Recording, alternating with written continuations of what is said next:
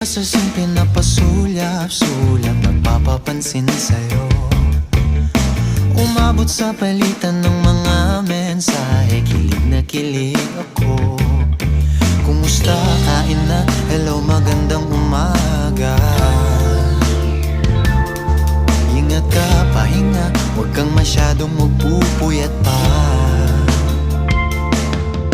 Naramdaman ng puso na dahan-dahan akong nahuhulog sa'yo.